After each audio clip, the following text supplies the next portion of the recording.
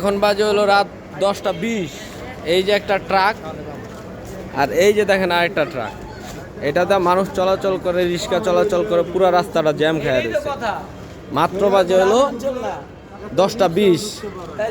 রিক্সাও আসতে পারে না ঠিক মতো। রিক্সা আসতে পারে ভাই, রিক্সা আসতে পারে এই রাস্তা দিয়ে। আবার আরেকটা গাড়ি নিয়ে এসে, ট্রাক নিয়ে এসে, দেখছেন?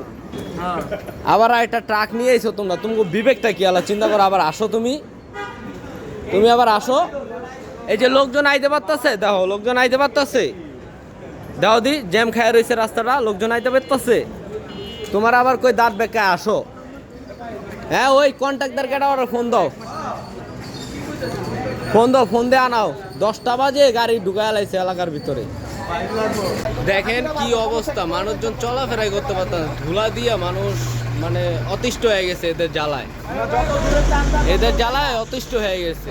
এরা বুঝে না, মানুষের পরিস্থিতি বুঝে না। মানুষ রোজা রমজানের দিন একটু আরাম করে রাস্তায় হাঁটবে এলাকার ভিতরে, তা হয় না এদের জন্য।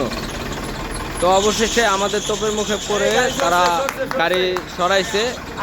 হ্যাঁ, রাস্তাটা আমরা ক্লিয়ার করতে সক্ষম হয়েছি। তো এরকম অন্যায় এলাকার ভিতরে হইতে দেওয়া যাবে না। এরা পায়া বসে। এই যে বিল্ডিংয়ের কাজ চলতেছে, বিল্ডিংয়ের কাজ চলবে রাত 12টার পরে, 10টা বাজে আয়া পরে গাড়ি।